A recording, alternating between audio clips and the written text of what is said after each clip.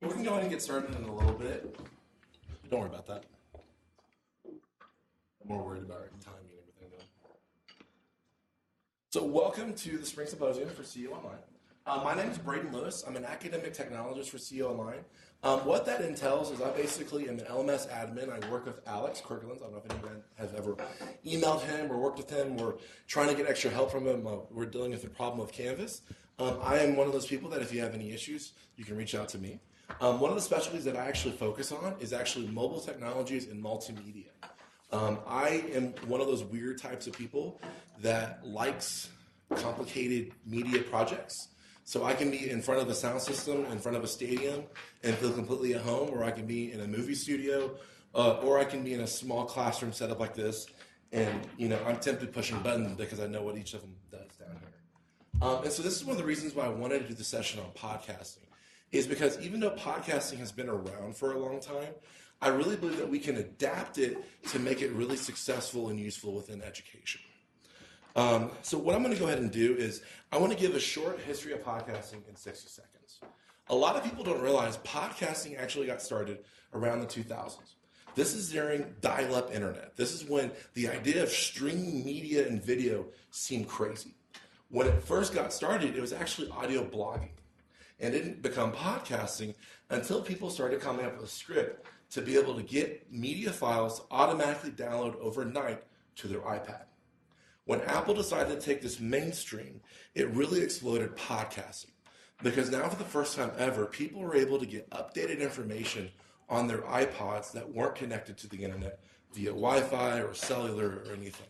They can get this audio automatically. Really after about 2005, 2006, the introduction of cell phones, high-speed internet, podcasting kind of morphed into video blogging, where you actually started having podcasts that were video. And so instead of using a traditional podcast and it goes to your iPad, it actually changed to where people were actually streaming it through their computers. And so the idea of downloading it to your computer to listen to it whenever you want wasn't really the trend that people did in podcasting, because they could just log in, stream it whenever they wanted to. They didn't have to download it. They weren't tied to having it to one device. They could have it on their web browser. They could have it on their phone. They could kind of pick and choose where they wanted to. Really what it became at is what was their app they wanted to use to download it? What was the website they wanted to use? Not necessarily how do they want to use it. So now podcasting has gone beyond just the iPod. And so really when we're talking about podcasting, don't really think of it as the original podcasting. This is simply something that someone downloads onto their iPod that they don't have anymore and just listen to audio. Really, it's grown beyond that. It can be audio, but also it can be something more than just audio. How many here have ever actually made a podcast, or what's the level of experience in the room of podcasting? So how many people are like never used a podcast, never created one, have no idea? Okay, listen to them. Perfect. How many people have actually created podcasts, have done recordings? Great. So there's a couple of advanced people. Great. One of the things that I really want to stress is podcasting looks incredibly simple. All you have to do is plan it, record it, edit it, share it, and then repeat the process over and over again. However, what people don't realize about multimedia is this recording and editing part can take up a lot of time. When I'm doing projects, I often use the expression that for every 5 minutes of produced media, it takes me 5 to 20 hours to create it. And that's if I wanted to make it really well. And that could be me having multiple people using 20 hours just to create a 30-minute piece of audio, or even a 5-minute piece of production. It takes up a lot of time. So in this planning stage, you have the ability to plan it in a couple different ways. So I'm going to jump back up and actually focus on each of these steps. In the planning stage, when you're creating a traditional podcast, you're wanting to think about the audience, the tone. You're wanting to think of the purpose, who you're trying to communicate, what you're trying to communicate. Really in the planning stage, you're actually focusing on, I walked away from the microphone. You're wanting to focus on what is the overall theme of your podcast. A big thing for podcasters is they want to create their tone. They want to create their style. They want to create their brand. And so that's the first thing that happens in planning, is they want to create that. When it comes to recording it, they always want to make sure that they're aware of that tone. And there's two different options when it comes to podcasting. One is that it's scripted, meaning everything is typed out word for word, very PBS style, where you have a very monotone voice, and you're just reading off the paper. Some of the most popular podcasts are scripted podcasts, where everything is typed out and they're reading. The other version you have is live podcasts, where people go through and just have conversations back and forth. They're interview styles, where nothing's really scripted. And then what happens is they'll actually record 3 to 4 to 5 hours worth of unscripted live recording, and then edit it down to the 5, 10, 20 minutes of the best audio that they want to share. When it comes to editing, really what they're looking for is they want to look back to that planning stage. How do I edit this audio, this either scripted or live recording, to fit my tone, my voice, my purpose? And so everything kind of jumps back into that planning stage when you're editing. And finally, when you're posting it. Podcasting, when it originally started, had one way to do it. You had to have a site that created an RSS feed. You had to use a special podcasting format, and that's the only way that you could share it. Well, nowadays, with streaming, you can share this via YouTube. You can share it on SoundCloud. There's many, many different sites. You don't have to use iTunes. You don't have to use iTunes U. You can use YouTube. There's all these different options that you can use. And so really the question comes down to is what is either the best way for you to reach your audience, or what's the cheapest way? And then repeating. One of the most important things about podcasting is you want to be able to keep up your schedule. This is where a lot of podcasts actually fail. They come up with great recordings one week, and then they wait 3 months for another recording. And so the people who are trying to keep following them forget about it and don't come back because it didn't repeat it back and forth. And so again, even though this podcasting looks really simple and easy, it's actually really complicated. And because it's complicated, in this format right here, I don't think it's good for education because this is too complicated for what we want to do. And so one of the things that I really want to put on there is podcasting for education should be different. The main focus of podcasting is you shouldn't have to go out and get your own microphone setups. It shouldn't be something that you have to have your own studio. Yes, I love studio equipment. My voice on a studio condenser microphone sounds amazing. But the people who are listening to it don't really care about the deepness of my voice. They just want to be able to clearly hear what you're saying. Another way that it should be done is podcasting education shouldn't take up a lot of time. And so I don't want to encourage you to do anything that's going to end up spending a lot of time creating, producing, because let's face it, if you're teaching a course, you have thousands of other things that you need to do. And spending the time in an editing room, editing everything to put that jingle in the right spot or that sound effect doesn't really make sense for you as an instructor or a faculty member. Another thing that you want to do is, generally in education, there's no guarantee that it's going to be successful. You put your podcast out there, you hope you build your audience. In education, you have your audience. They have information that they want to hear from you. They want to hear it in different ways under different formats. And so it's a little bit different because you already have this locked in audience that says, you have information that I want to have, let's have it and record it. So when podcasting comes to education, there's 3 things I really want to focus on. Keep it simple. When you're doing podcasts, don't worry about the extra fluff. Don't worry about the extra opinions or getting, I need to go out and get multiple people interviewed. Don't worry about it. Keep it simple. Keep it just you. Don't worry about getting guest speakers or presenters. Just focus on you presenting the information. Keep it direct. You want to make sure that you go direct information. A lot of times people love to go off on another tangent. Well, what that does is that actually creates more work for you. So by keeping it direct, on focus, and simple, you're actually creating a more condensed podcast or an audio recording that your students are actually going to enjoy listening to more because it's direct. And most importantly, you want to make sure you identify a schedule that works for you and your course. And so that's one of the most important things about it is you want to make sure that in your head that you plan out what schedule makes sense for what I'm doing. Is it something that I can do every week? Is it something that I can do bi-weekly and every month? What's something that I know I can say, I'm going to do this and actually follow through on your schedule? And so you want to make sure you do that. So one of the things that I personally believe is the most important technology you have is devices that you already own. I love my Snowball microphone. I love my expensive Shure microphone that I have at home. If you don't have one, you should never use it. What most people have is a cell phone. I truly believe the best audio recorder you have is what you already have. And two, believe it or not, modern cell phones are great at recording audio and great at recording video. And so what's the point of going out and buying expensive equipment when you already have a device that can do it? And so for podcasting education, I really want to express that you want to use phones, tablets, and the computers that you already have. Don't rely on buying other equipment, because all you're going to do is buy the equipment, never learn to use it, and it's just going to collect dust. So use the devices that you already have. When creating a podcast in education, I really want to encourage people to keep it to a scripted version.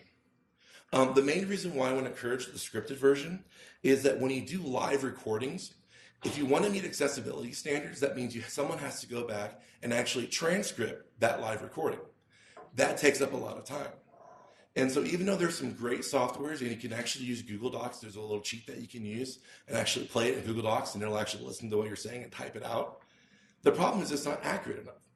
And so if you do a live recording and an interview with someone back and forth, you're going to have to go back through and type it all out, and that's a lot of time. But if you start off with a one-page scripted for each podcast, you're limiting the amount of time that you're doing, you're keeping it simple, you're keeping it direct, and you already have the transcript created to share for accessibility. I also want to encourage no editing when it comes to podcasting education. Editing is the biggest nightmare that you can ever do when it comes to audio editing, because you can do everything. And in that, it takes up a lot of time. So if you record a podcast with the mindset that I'm not going to edit it, it means that you're going to save yourself so much time.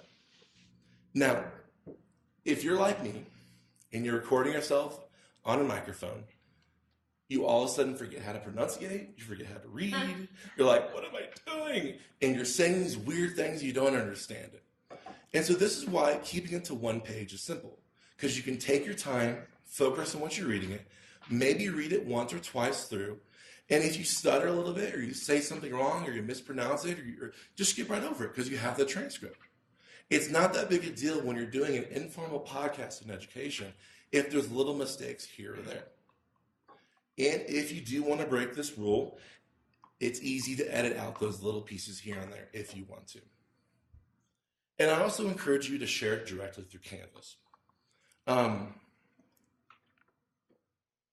There are tons of ways that you can share. Why not use a system that's already working well? Why not use the system that you're already sharing your content? And that's Canvas. Canvas is a great tool for sharing media because it automatically converts and adapts to whatever your student's using on the other side. So by using Canvas, you're already giving it a way that your students are going to know and be able to use. So I'm going to go through and actually go through my process for creating a podcast. So one of the first things I'm going to go throughout and do is I'm going to start off with a simple script. Now, I didn't even go on a full page on this script. I kept it very simple. I added a little bit. Let me actually zoom in because that looks really small.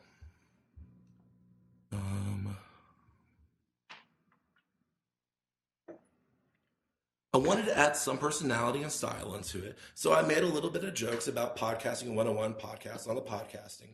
I added some little kind of entertainment value. I also added some incentives. So I added a line on here. It's important to follow along with every episode because you might get a chance to earn some extra credit. Now, I said might as a key word. You might want to go might, hint, hint, maybe if I feel nice. Don't lock yourself in anything saying, if you listen to this podcast and take a quiz, you're going to get 100 extra points. But it's something that you can do in the middle of a podcast and go, at this point, send me an email with the word Apple, and I'll give you 10 extra points. And if they're actually paying attention, they'll do that. So you can do those little things within this audio recording just to see if they're actually following along. And in this pass right here, I just wanted to keep it really short and sweet. I created 4 paragraphs, and the reason why I kept it like this is these 4 paragraphs are paragraphs that I know that I can actually listen to and record and do fairly simple. So now that I have my script, the next thing I want to do is go through and actually record it. How many have ever recorded voice memos on your phone? Perfect, great. I love voice memo because I can go on and record. I've recorded 30-minute recordings just by putting my phone on the desk and recording, and it gives great audio. But one thing that's important to know about recording on a phone is if you have children or you have dogs or you have a jackhammer in the background, it's going to record the children, the dog, and the jackhammer in the background. And it's going to have a tendency to focus on what's in the background and not necessarily you. And so you want to make sure that when you're actually recording with your phone using voice memo or whatever recording audio that you want to do, you want to be aware of the room that you're in. Don't record in the bathroom. It sounds like you're in the bathroom. Don't record in a large room where it sounds like you're echoing back and forth. But record in a moderate room, a smaller room. Have the phone less than a foot away from your mouth. If you put your phone way over on the other side, it's going to not sound very well. But actually talk like you're talking to your phone, like you're actually going through and recording it. And by doing this, you're going to be able to record high quality audio.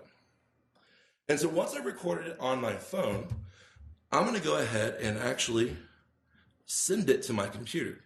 Now, this can be done in multiple ways. I'm an Apple nerd, so I use AirDrop. Most phones, all you have to do is email it. So you take it on your phone, you email it back and forth. Now it's on your computer. Or you can get crazy and actually upload it directly in Canvas from your phone. And so here is what I created using my phone. I'm going to make sure the audio is going to be able to hear it. And this is just to kind of give you an example of, it's not perfect 100% studio quality audio, but it's still clear enough audio that students are going to be able to enjoy it and listen to it. Hello and welcome to the Podcasting 101 podcast on podcasting. I'm your host, Bradon Lewis. I'm your friendly neighborhood academic technologist for CU Online. Sounds pretty good. During this Podcast 101 course. Sounds pretty good. I simply recorded this in my living room on my phone, holding it right in front of me. This actual recording is about... Hello, welcome to Podcasting 101. 1 minute.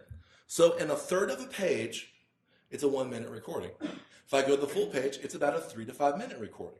Now this depends how many spaces that you want to do, how much breathing, or if you want to pause in between. But that keeps it to a really short podcast that your students are going to want to enjoy. Also, now that I have this script already typed out, I can actually export this as a PDF, share the link to Google, or create a PDF that I can attach with it.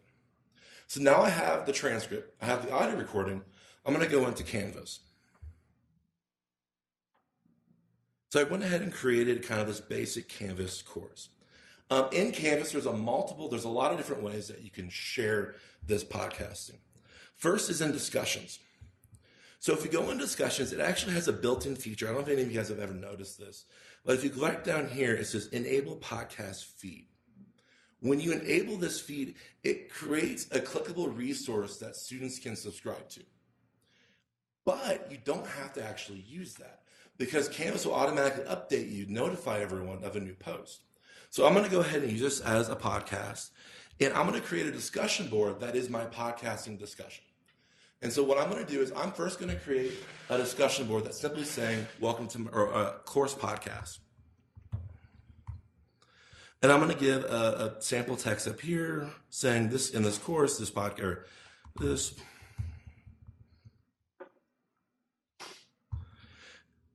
In this description, it's very important that you set the expectation of what the podcast is going to be about, the frequency of your podcast, and why students might want to do this. In this first discussion post, I'm actually not going to post the podcast. I'm just going to post the information about the podcast. Here's what you guys can expect. And then I'm going to go through and say that people can allow liking. This link right here is very important that you don't select this. And this is the include student replies and podcasting feed. What happens now is this podcasting feed is created that whenever a post has a media resource in it, it includes us on the podcasting feed. If I check that box right there where it says include student replies, if they reply with an audio file, it attaches it to that podcasting link. If I don't do that, all of my audio files will show up in that listing. So that's important to distinguish back and forth. If I check the box, any media that's in this thread will show up in the feed. If I don't, only the things that I post as replies will show up right there. And then I'm going to go through, and I'm actually going to post this first one. You can go through and actually change if you want threaded discussions on there. You can go ahead and include that they need to post before seeing replies. Doesn't really make sense of podcasting, so I'm not going to do that. Do you have a question? Yeah, the threaded replies, they'll be text? Yes. It's just a way to organize them and thread them out there. It's really up to how you want to do it. Some students love it, some students hate it, some faculty love it. It's up to your personal preference. But it would look like they would post a regular discussion. Yes. And then also you want to make sure that it's not graded. And so some of the basic things that all I'm really going to do on this one is I'm just going to check Enable Us Podcasting Feed. All the other settings on there are going to be the same. It's open till the end. It's available. I'm going to go on here and just hit create. So now what I'm going to do is if I click on this little podcast link right here, it's going to show me this feed contains no entries. And all I had to do on that was click on this topic podcast feed. Now a student can take this feed and subscribe to it, whatever service they want. This is using traditional podcasting. So if they have any kind of pod readers, they have an app, they can take this link, put it on their podcast, and look at notifications that way. To post a podcast to your course, all you have to do is set up reply. I have a question. Sorry to interrupt. Yes. So you said take this link and put it on their podcast. So it's kind of their. If they click the link, if someone has an iPhone, for example, if they click the link, then does that open the podcast app? Is that what you mean? No, not necessarily. So how It actually opens up a separate RSS subscription extension, and so it gives you the URL. How I typically would go through and tell them to do this is to right click and copy link address, and that gives you the whole full RSS feed. And so if they have a web browser and they normally subscribe to a lot of it, sometimes they'll actually have it automatically open up. Like this opens up into this RSS thread that's built into Chrome. And so if a student is actually just popular, uses a lot of podcasts, they're going to know how to take this RSS feed and add it into their app, add it into what they're wanting to do. And so that's kind of more complicated. So now if you wanted to add this to iTunes, you would take this RSS link, go into iTunes, add this link, and add it there. Sorry. No, go ahead. Well, I guess what I mean is since there's a podcast-only app on iPhone now, I don't know how many of them are going from browser first to then. The only way they can see this podcast is going from browser first. Okay. They can't search for the podcasting in the podcasting app. Okay. Because this is in Canvas and it's locked down just to your Canvas course. Okay. And so that's kind of one of those things on there. This is the older traditional format. Right. It's not a true podcast because true podcast is open up to anyone. And then you go to Apple, say, here's my podcast. They put it on their directory. But like if you have Overcast, for example, you can add via URL. Exactly. You so can add the that might be a RSS good Overcast. for students. Yeah, it'll ask you to log into Canvas the first time, authenticate who you are, and then you're in there. Okay, cool. Yes. So if they have the Canvas app, are they able to access it through the Canvas course? Yes, and that's what I'm going to show next. Okay. On that. How did that link get in there in the first place with nothing on it, though? Was that from checking that box, enable the podcast? That's just, once I check that box, this link appears. Okay. If I don't check that enable podcasting, that box goes away. Okay. And so all it does is in the background, Canvas creates this RSS feed that it's going to make sure that you're an actual student, then you can follow. So this would not be accessible to people outside the Canvas Correct. System? Purely for your course. Okay, cool. Yes. So if you were to take regular discussions, which are threaded discussions, and you want to add a podcast, you click the add post, and it'll show at the bottom of your discussion board. So the question is if you take regular discussion boards, can you add a podcasting? For the sake of just organization and sanity's sake, I would say you don't want to do that. You want to create a whole new thread that's just podcasting. That way you have a dedicated RSS feed that's just for that podcasting. so that you know whenever an update's made to this thread in the discussion board, that is my podcasting thread. So if you want to anchor the podcast to specific course sessions, and you only want that podcast to be available that session, how do you make that happen? And so what you would want to do is, so if it's, when you're saying that, like, are you wanting it to be to the actual sections or to an actual course? Actual course, Okay. and it's a fully online course, they have sessions, and I want to have a few podcasts going on explaining a few things, and they're doing discussion boards and all that. And so that's when you want to go down here and add really discussions. I honestly wouldn't do it that way. I would do it in a different way, and I'll show it on the next one. Because this is just using the basic thread. Here's how they initially designed it. It uses the old template of podcasting. And I think the next thing I'm going to show you is going to be the better way that you're going to like more. All right, so this is a podcast I already created. Here's the first posting over here, and then here's my reply. And as you see on here, I have episode 1. Here's the transcript of the file and the audio file.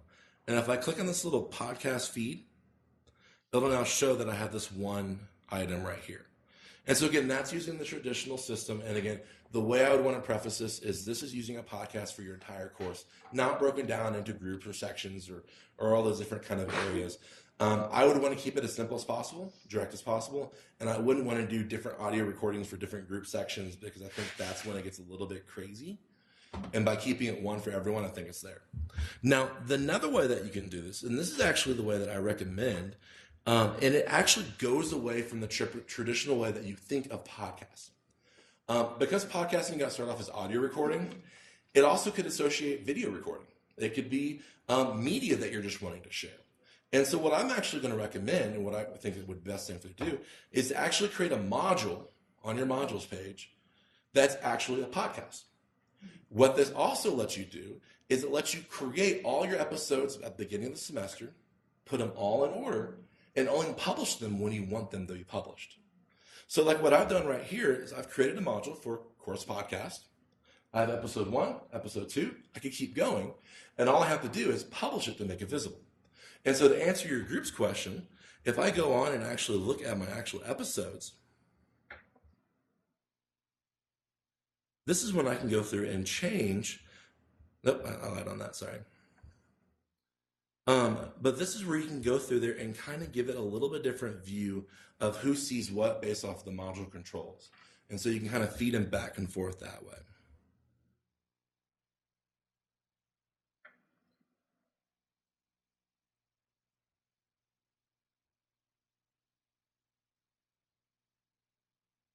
What's also great about this view here is that whenever I have the modules in line, I can re-listen to the audio podcast going episode 1, episode 2, episode 3 by using Canvas's basic integration right here.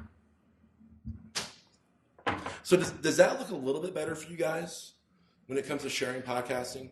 You're not using an RSS feed. You're using the native way that you share courses or share content within courses by using the module. Now, just because I did this through modules, I also could do this a whole other way. If I can create a page that's just for podcasting, and I can go through here and update this podcasting over here with just episode 1, episode 2, episode 3, and I can have one dedicated page.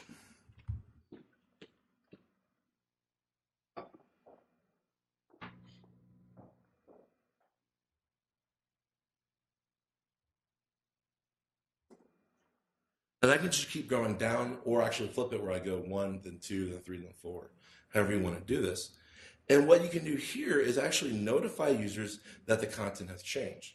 So I'm actually using the same page. I'm updating the same page, and all I'm doing is adding each episode as I go.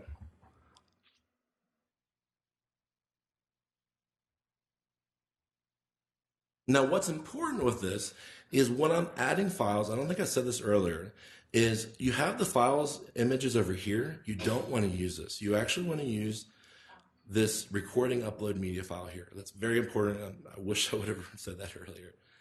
I'm going to go ahead and upload media and select the audio file. Go to my documents and just upload the file.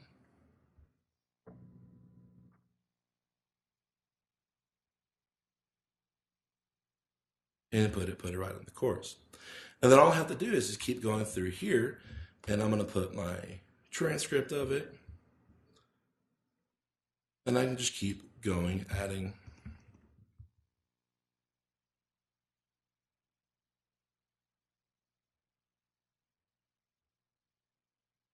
Yes. Why we're not supposed to use the other one? So part of when you use this file size over here, it doesn't, see how this changes into a media content and it changes it? This just shares an actual file. It doesn't actually convert the media, and it doesn't actually put it in a format that makes it playable. If you did it this way, it would download. What this also does is it actually counts against your storage usage of your course. And so if I put it in files, it's going to actually count against you.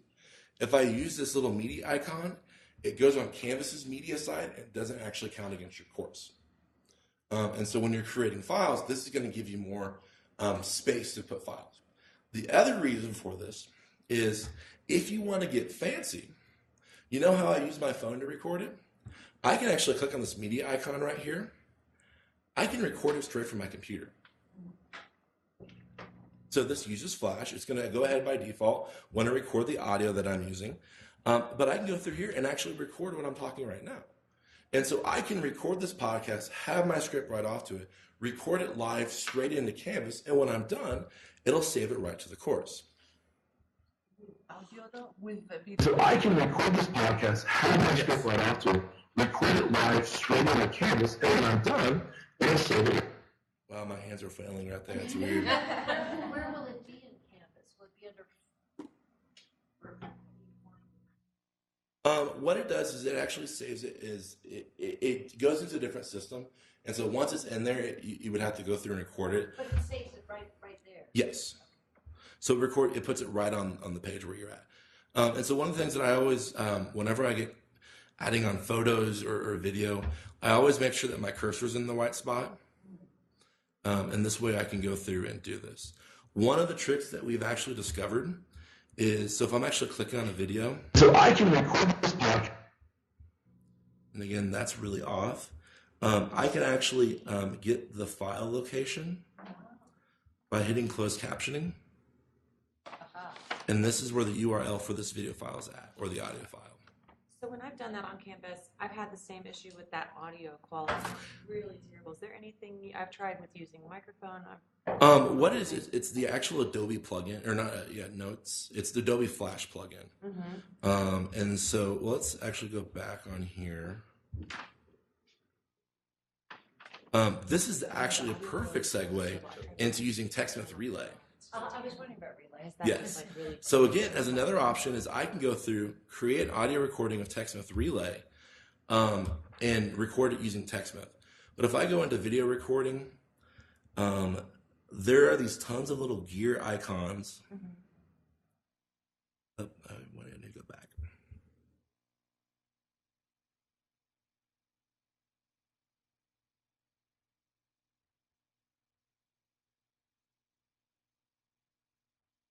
And so I can actually lower my volume, so that's a little bit there. I can change my webcam that I'm wanting using, and you have to right click, go to settings, and that actually goes into the Flash settings. Okay. And so part of it is Flash is just so evil that it doesn't want to behave. But as you're seeing right now, it sounds a lot reasonable as it's echoing back and forth. And the way I just did that was right click and go to settings. And this works on Windows and on PC. When you do use this basic item right here, it will record video and audio. So it's one of those things on there. It is an extra little thing. I love just uploading the file because I actually like using my phone. And so that's why I just use my phone and send it over. But you have that option. But one of the great things is by using this page or using a module, you can use TextMouth Relay, you can use YouTube, you can use whatever tool that you want to, and you're just using Canvas as a way to share what you're recording. And again, we're going back to that original idea of what podcasting and education should be, and it is that it should be simple, direct, and on a schedule. I have found that most faculty, if given the choice, would rather do just audio versus audio and video. And so that's one of the great things, that even though what we're doing isn't called podcasting, we are sending a scheduled audio recording. And so that's pretty close to what podcasting is. And so finally, what I want to go ahead and do is I will bring up my iPad, and just to kind of give you an idea of what it looks like from the student perspective on their computer. And then afterwards, I'll open it up for any kind of questions, and we can kind of dig in a little bit more. I love when my brain is just not working right now.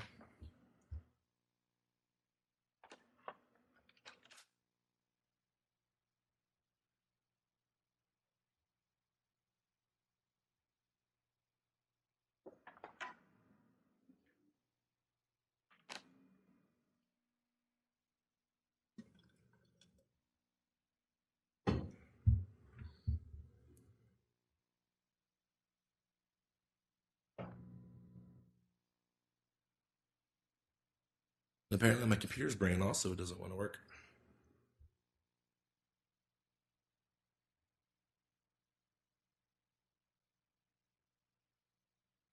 Are there any questions while I'm pulling this up and getting it ready? What sort of time frame do you think you would recommend for your podcasts? Really, it comes back on the schedule that you're wanting to do. I recommend, if it was up to me, depending on my flexibility of saying, do I have an hour or two that I can spend to it? Because really what this whole format of just writing out word for word, recording it, uploading into Canvas, it's going to take an hour to 2 hours. And so that's going to be the biggest factor is, are you going to be able to spend 2 hours every week creating an introduction podcast? And if the answer is yes, I would do it right when the course first starts, and then every week after. Whether that's every Monday, every Friday, every Wednesday, every Saturday, every Sunday, that's up to your schedule. But I would want to make sure that you identify it's going to be on every Monday. I'm going to post it in the afternoon.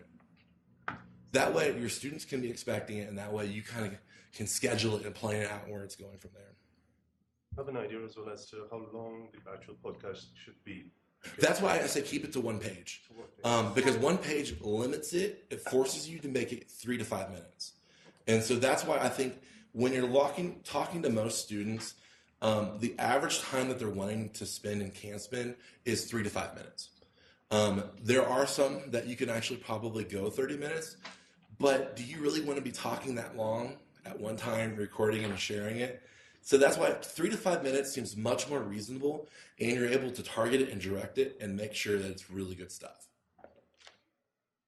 So my question is, what's the difference between, so for example, every week in my online, I've been sending the students a weekly email. Mhm. I could embed just an audio version. What's the difference between a podcast and just putting up an audio recording? So what's actually great is you can do this through announcements. Right. So you can actually attach this. I love how it doesn't like my password. You know, I'm going to do this way. Let's go into this, guys. So you can actually do this through announcements. And so you have the email, you're putting an audio on there, and you're attaching the transcript. And so what you're doing is you're giving the students the ability of, should I listen to what you're saying, or do I want to read it? Because you'll have some students that'll be on their app, they'll see your announcement, click on the audio recording, listen to it, okay, cool, and they'll keep going. Or you'll have some students that are going to want to pull up the PDF and actually read through the transcript and go, okay, that's it. You'll have some students that want to do both. They'll listen to it while reading it. And so you're just kind of giving them more options of, you're not overcomplicating it for you, but you're giving your students the ability to adapt to what their own learning style is or what their preference is. And so it's just another way of giving them options to work that way. And you had a question. Yeah, so I do not want to type out scripts after I record. And I think I'm probably deviating from your recommendations. Like I will audio record content, so lectures could be an hour. Do you have technology or recommend technology that will convert that to a transcript format? Are you an Apple user by any chance? No. Okay. So the easiest thing that you can actually do, and so this is on Google Sheets. I can go to Tools, Voice Typing, click to speak. Well, hold on. This is a sample of talk to speak dictation. I'm using Google Sheets to record what I'm doing, and it's actually transcripting it live while I'm recording. What's great about this is I can actually play the recording. Google will hear my microphone and keep typing. Now, as you'll notice, it's not putting any punctuation of what I'm saying. Some of the words aren't showing up correctly. But you're giving a transcription that you can go ahead and play and then just go back in and fix it. Or give it to a TA and fix it.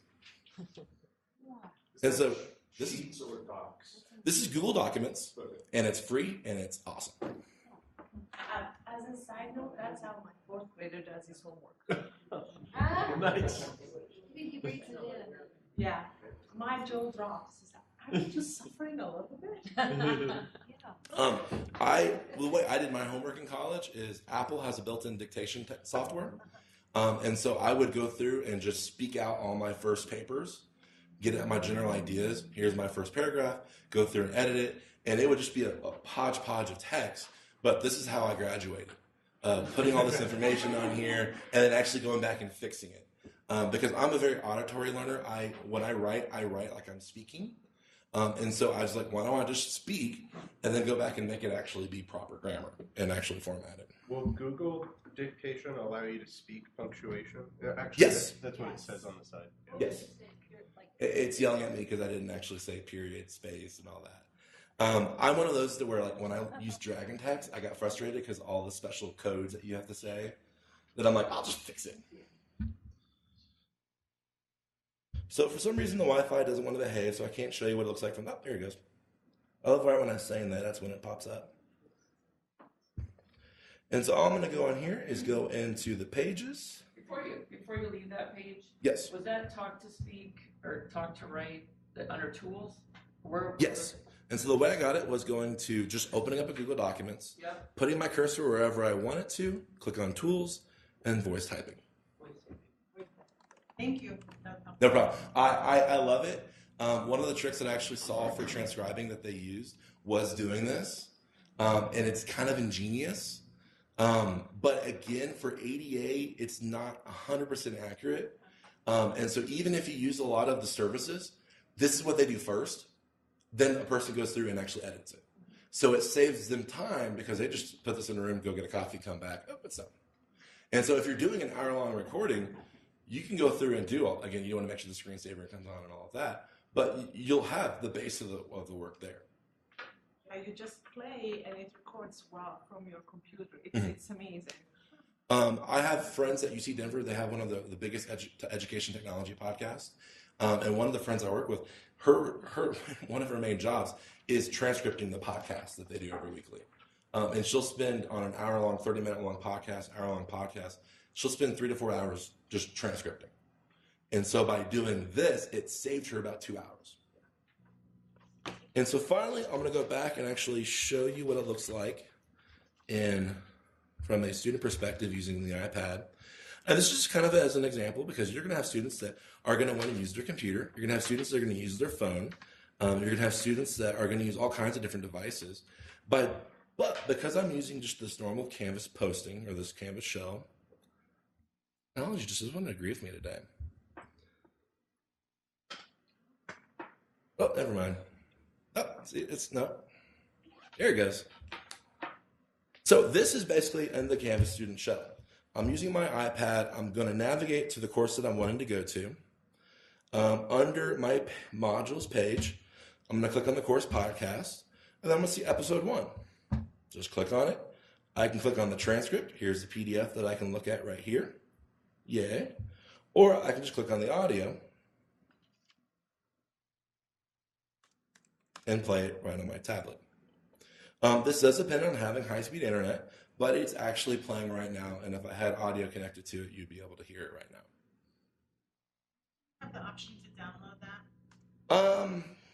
They can in an odd way through Canvas, but basically no. This basically gets away from the downloading feature, and it's all streaming based. I honestly would say most students would be okay streaming. If it's like 3 to 5 minutes, I for sure agree with you. For your case, when you do an hour or two, it gets a little bit more complicated because your files are going to probably be around 100 megs to 200 megs. And so for you you actually probably would want to share your files through something like Google Drive or OneNote. Have that be where you share the files and you're just creating a link to it. Because you're going to deal with larger files, and so whatever you're going to be doing is going to be higher. And instead of creating a real podcast, I would encourage you to put it on a spot where you can control who has access to them, and it's just not anyone can go out and do it. Yes? Can you go back to the Google Docs a second? Sure. So if you're recording it on your iPhone and then you're going to upload audio, how do you get it to type your transcript? Or do you have to do it in here all at the same time? So- Or I guess I missed a step there. The way I record the audio is I actually use my phone. Right. Use voice memo and record it on my phone.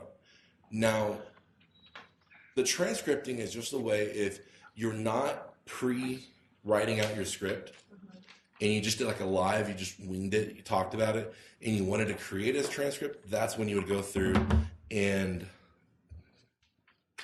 go on, let's see, I would go down here.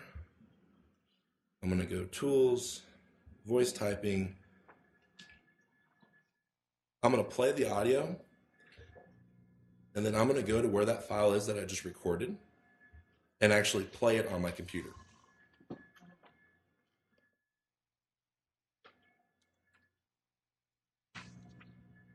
Hello and welcome to the Podcasting 101 podcast on podcasting. I'm your host, Bradon Lewis.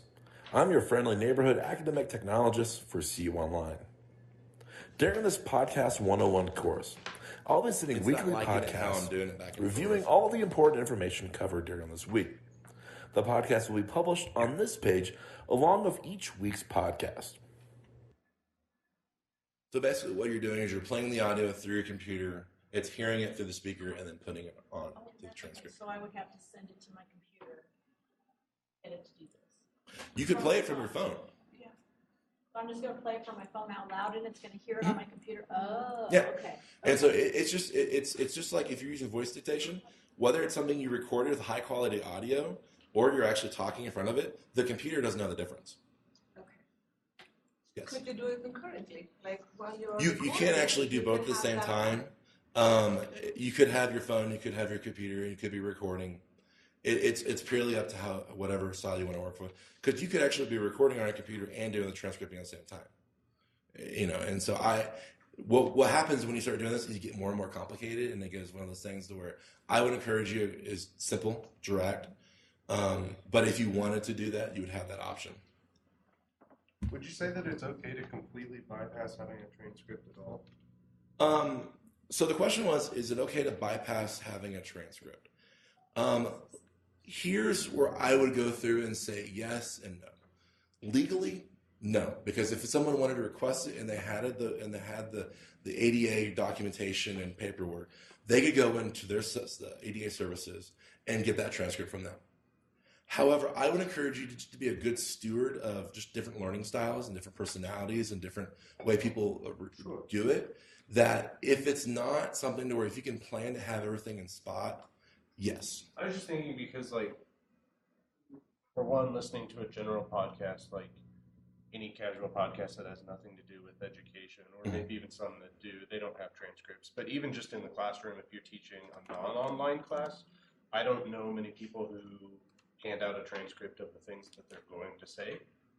For me, as someone who I truly believe that people process information differently. Sure. And so for me, I am willing to spend a little extra time to do that. And so it's one of those things on there. It's a hard question because, yes, we have services that they can go and get it. One of the things that I'm really pushing for is eventually have the technology in Canvas that does it automatically.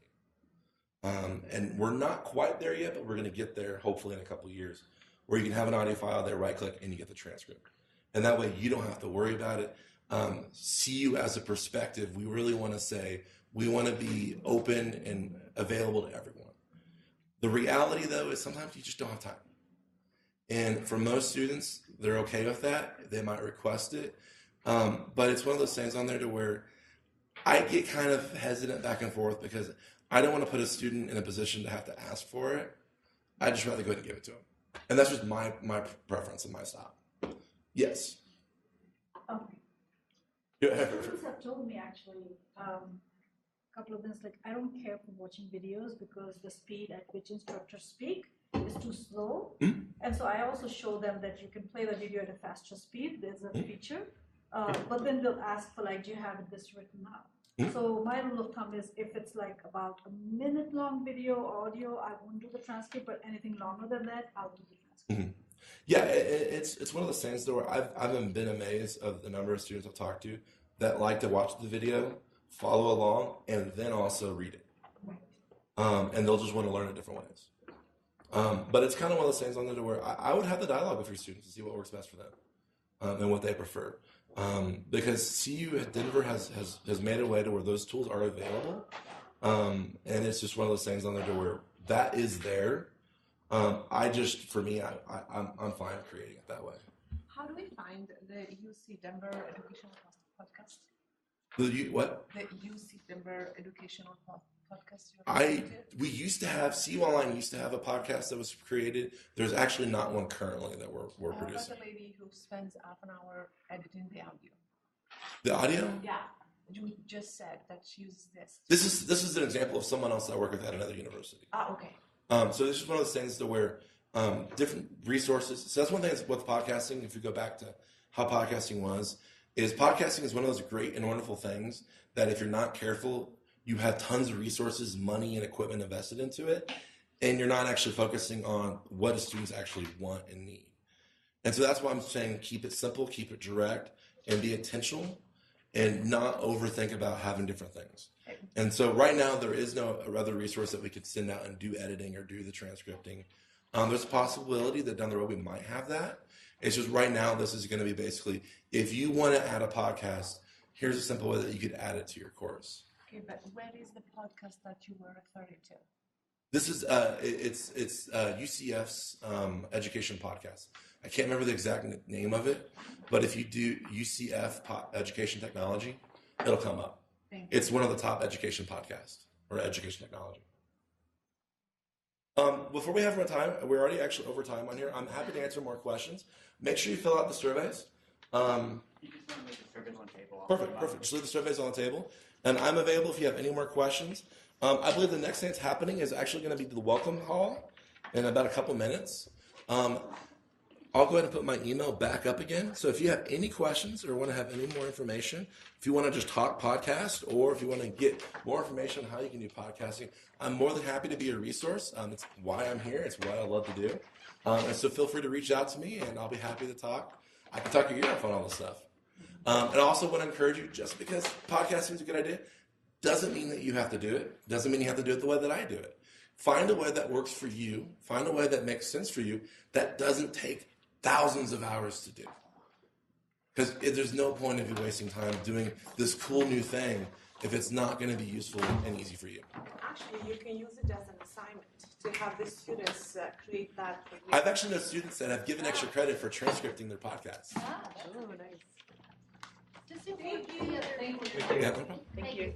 So what's the other way, like, is it already built into Canvas, text to voice for people who are sighted? There is a feature coming out that is going to hit most of those. Oh, nice. It's called Ally Learning. We're currently in the piloting stages for it. I'm in the pilot. Yeah, and it's going to be eventually come out. Yeah, because I think